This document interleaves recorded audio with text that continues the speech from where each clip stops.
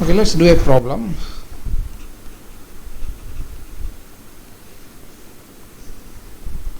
Question is check whether the following system is linear, then time invariant, and number 3, causal. Check whether the following system is linear, time invariant, and causal. And we are mostly interested in systems which are linear, time invariant, and causal. They are practically possible, and most of the systems that we handle, to some extent you can treat them this way. Okay, so y of t is equal to d by dt of x of t. Okay, so this is a very common type of systems. If you take an inductor or a capacitor, the voltage and current relationship is given by, if required, one constant also we can put, okay, k into d by dt of x of t. So this is the input output relationship specifying a system. Now our question is basically to check whether the system is linear, time invariant, and causal. So first thing, check for linearity.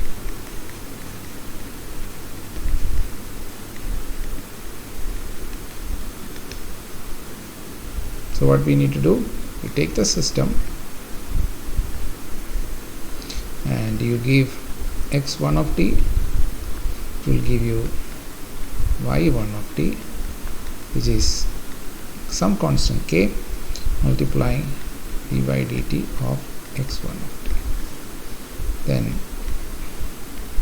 x2 of t, it gives y2 of t, which is k into d by dt of x2 of t. If it is so, then what we need to check is basically a into x1 of t plus b into x2 of t, is it giving a into y1 of t plus b into y2 of t. Is it correct? Okay, so what we will do is we will check this. So what does the system do? The system basically take a differential of the input and then multiply it with k. So y of t is equal to k into d by dt. Okay, if this is the input, then you have to give that input here plus b into x2 of t. Okay, now k into, so there is a constant here, you can take it out and then write it as d by dt of x1 of t plus b into d by dt of x2 of t,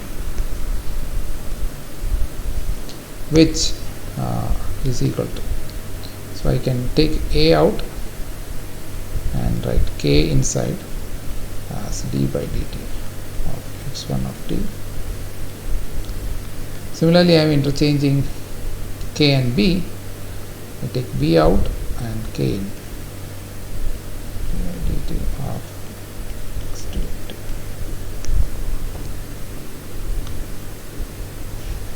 Alright, so this is basically a into, what is k d by dt of x1 of t, that is basically our y1 of t, and similarly b into y2 of t. So this is what we were looking for, whether it can be written in this form, and we have shown that it is possible to write in this form for this system, and therefore the system satisfies both homogeneity and superposition, or you can say that for the system is linear. So part 1 is done. Now check part 2 whether it is time invariant or not. Part 2. Check for time invariance. So what is the way to do this? You need to go in 2 steps. First step you give, so step 1, you give x of t to the system, and the system will give you k into dx by dt. You give that to a delay element, that means the output is delayed. You get the output and delay it. So delaying the output means replace wherever t comes with t minus tau. Okay, so delay is usually characterized by some time factor, the amount of by which you are going to delay. So that is x of t minus tau. So that is the delayed output. Now step 2. Here what we do? Here we first delay the input, not the output. We delay the input. So what we will get? X of t minus tau. Then we give the delayed input to the system. And the system, what does it do? Whatever input it gives, it will take a differential with respect to t. So it will be d by dt of x of t minus tau, and then multiply with a constant. As you can see that both are same, therefore the system is time invariant. Okay, so delaying the input effectively only does one thing: the earlier output is delayed. Okay, next step 3. Check for causality. Okay, so our y of t is what? Y of t is basically k into derivative of x of t. And as you can see that at any instant of time, to get the output, we only need the signal value at the same instant. At any instant of time, the signal output is determined by the input at the same instant, or in other words, causal. It could be earlier instant or the same instant, but it cannot be future instant. That is only required. Okay, so this system is linear time invariant and causal system. So in general, linear time invariant causal systems can be represented not only by input-output relationship but also by differential equations, which we will see later. Now, linear time invariant system satisfies certain properties. Okay, sometimes in the syllabus it is called shift invariance rather than time invariance. The only difference is that whenever the independent variable is time, we can say time invariant, but if it is some other variable, say x or y, then we can call it in a more generic way as shift invariance. Okay, linear time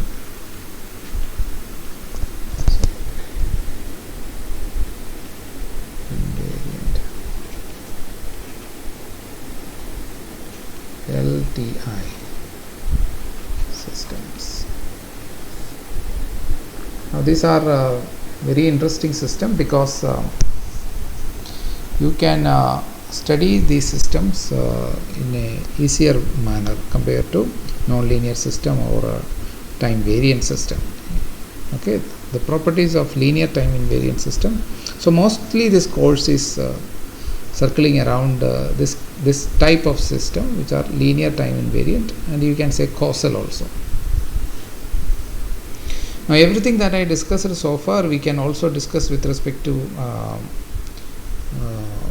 discrete time version also. Okay, so far I only discussed continuous time version in the classification: linear time, non-linear, time variant, time invariant, causal, non-causal. But all of this discussion we can also we can do it with respect to discrete time systems. Okay, so I mean everything is similar. So we will maybe take some examples also. So linear time invariant system. Okay. So what are linear time? So it satisfies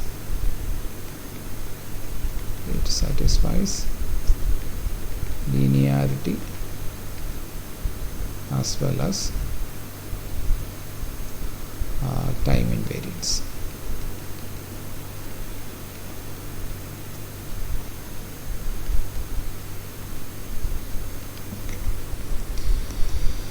Okay, so just now we saw one example, d by dt, and then multiplying with a constant is a case of linear time invariant system, and also it is a causal system, because all practical systems are causal systems. Now why it is interesting?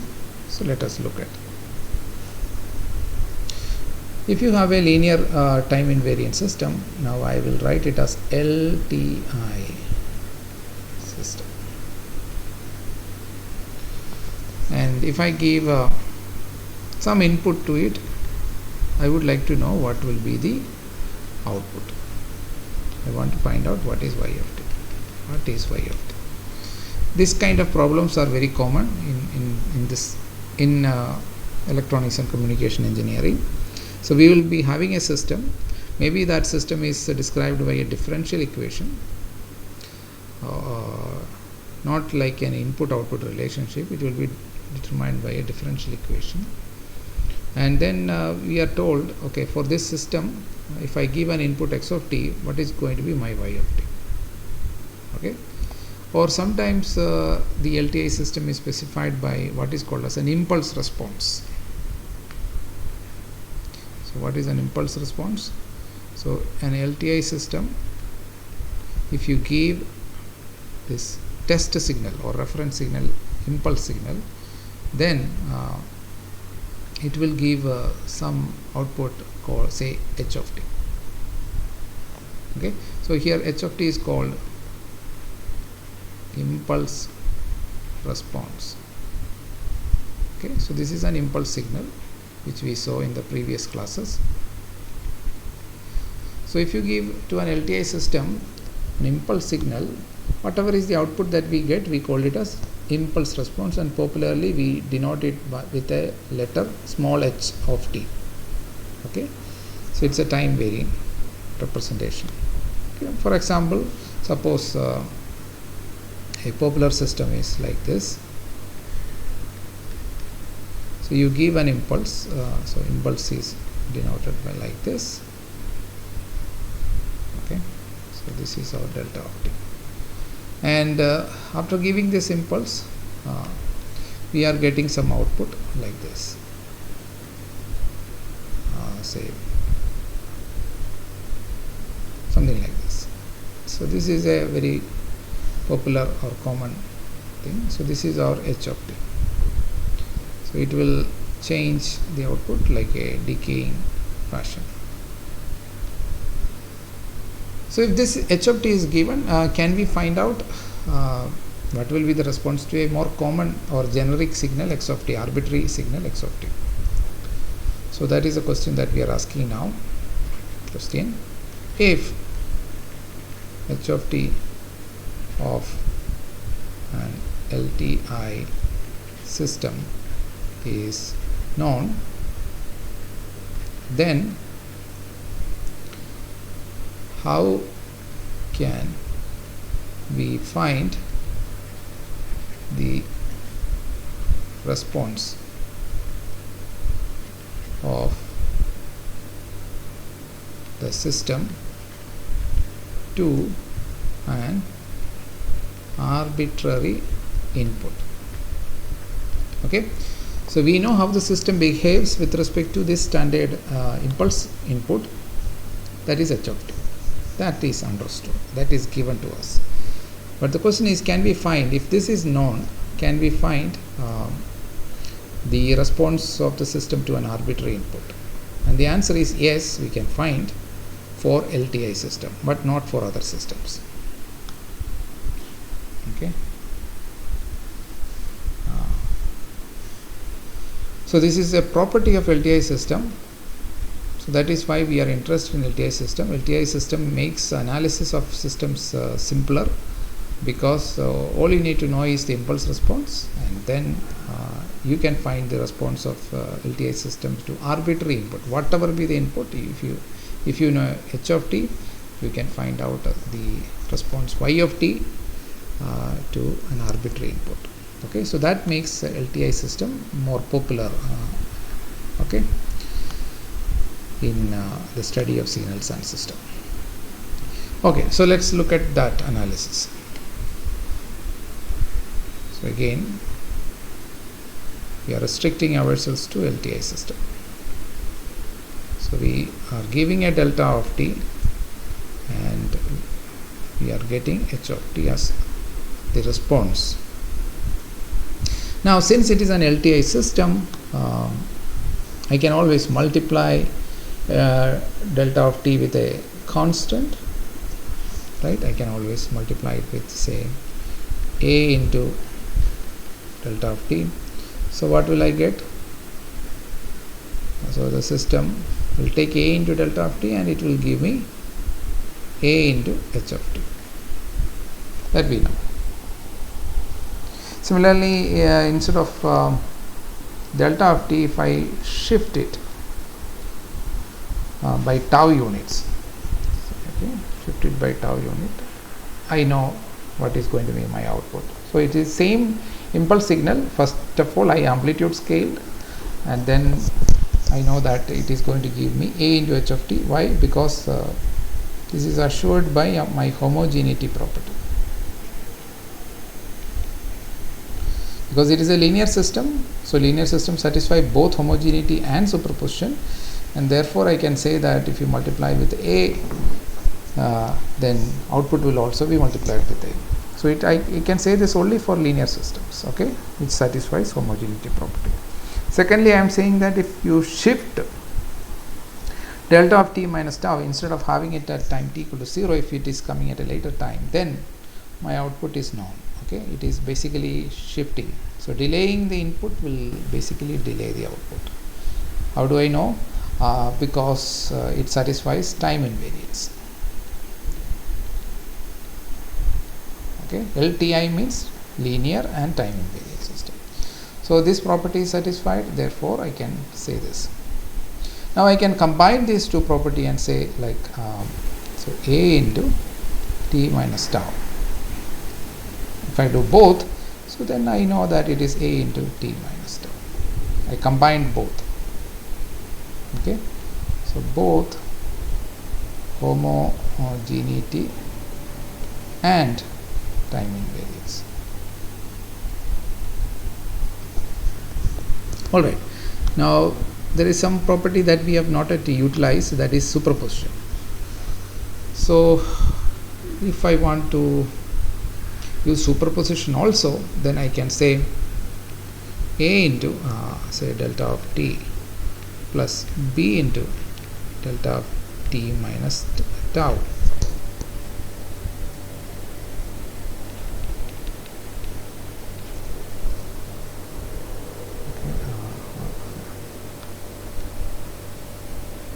B into delta t minus tau. If I give this, then also I know what is going to be my output? It will be A into h of t plus b into h of t minus tau. So here I have used the all three property, that is number one, homogeneity,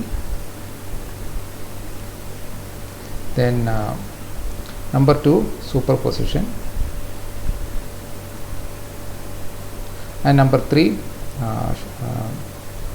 shift invariance or time invariance, shift over time. So all this property I have utilized in order to say that my output to this particular signal will be A. So I can say this only for linear time invariance. So if it is not linear time invariance, I cannot say.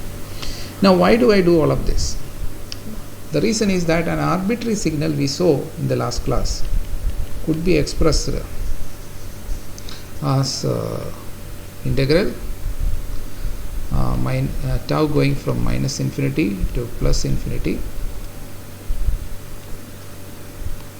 An arbitrary signal can be expressed in this way: x of tau into delta of t minus tau d tau. So this is something that we have seen in the previous class.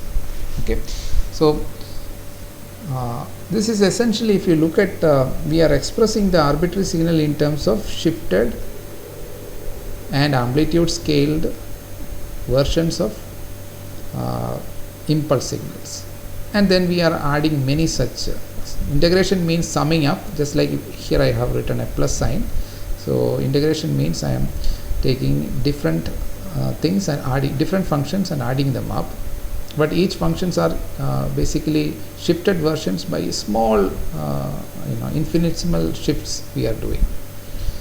So this, now I can say that it will, the output to an arbitrary signal, that is what we wanted to find out. So what did I do? I wrote the arbitrary signal in terms of the impulse signal. Now I can write what will be the output, because impulse signal has an output which is impulse response. So this is same integration, tau going from minus infinity to plus infinity. X of tau is basically just like a and b, it's just a multiplication by a constant. Okay, and our function is delta of t minus tau. Delta of t minus tau, it will give me h of t minus tau and d tau. So that will be my output. So any arbitrary signal, if it is given to us, I can find out what is going to be my output y of t, okay, by doing this operation. Okay, so let me rewrite this again.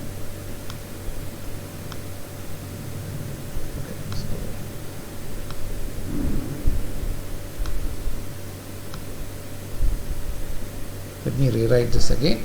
So what I am saying is that if we know the impulse response of an LTI system, that means if you give delta of t, you will get h of t. Then to the same LTI system,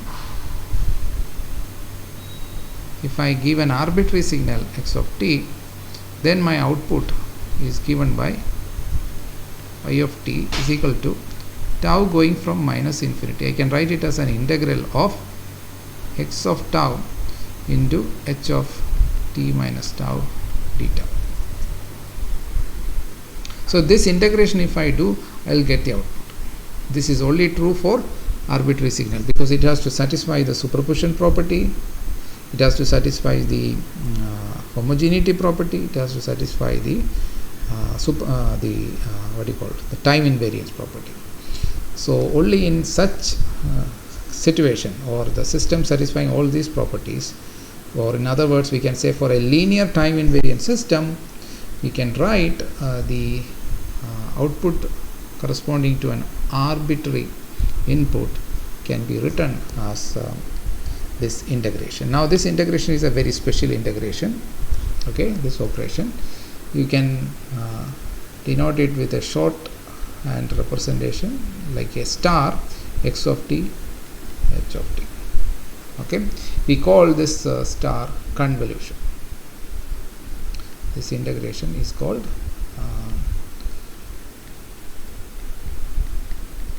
convolution integral. Okay, and this is a symbol for convolution. Okay, so this is symbol for convolution. So we are saying that x of t convolution h of t. So that is what we need to do if we want to find out the response of an LTI system to an arbitrary input x of t. Okay, so if h of t is known, that is impulse response is known, then that contains enough information by which I can find out the y of t corresponding to an arbitrary signal. Is it clear? Yes. Okay. Sir. Yeah. So the response that we are considering in here, it is an impulse response. So h of t is the impulse response. Okay, impulse response means what? The response of a system when you give the input as impulse input. Impulse signal, if you give to the system, the corresponding response is what we call as impulse response, h of t. The first thing which I have drawn here. But our interest is basically to find out the response to an arbitrary signal. Sir. Yeah. So an arbitrary signal, is it that can we consider it as any signal, or it should be continuous or discrete time? No. So right now we are only talking about continuous time. We can talk about the same thing with respect to discrete time. Let's do that. Okay. So that means here we are considering for arbitrary signal continuous. Continuous, correct. Okay. So let me discuss the same thing with since you have asked with the discrete time version of the same thing. So discrete time LTI system. Okay, so let's first of all take a case of discrete time system. Say an example. Check whether the following system is linear, time invariant, and causal. Okay, but I'm going to give the relationship like this. Y of okay,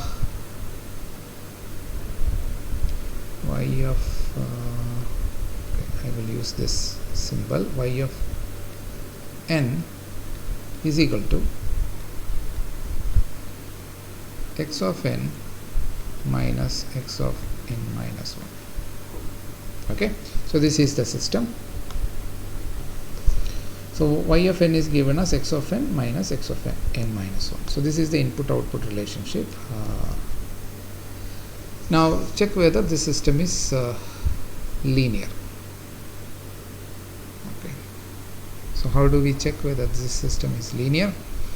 So if you give a into x of n, so that will test whether the system satisfies homogeneity.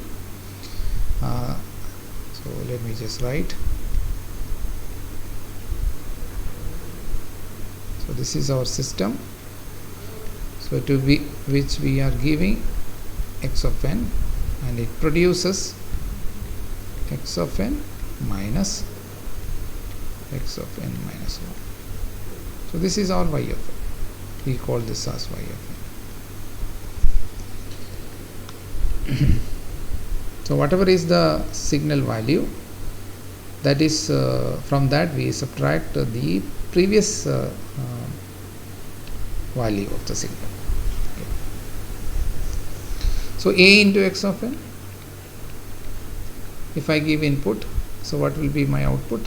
It will be whatever is the signal value right now, that is a into x of n minus a into x of n minus 1, which is the previous instant, which I can write it as a into x of n minus x of n minus 1. which is basically a into y of n, right? Because x of n minus x of n minus 1 is my y of n, so it satisfies homogeneity. Now satisfying homogeneity doesn't give us assurance that the system is linear. Okay, we need to check superposition also. So here we can only say that the system, that is the discrete time system, satisfies homogeneity. Okay, so that is only part 1 of linearity. So now we need to check whether superposition is satisfied. So if I give x1 of n to the system, so instead of drawing a block, I am just drawing like this.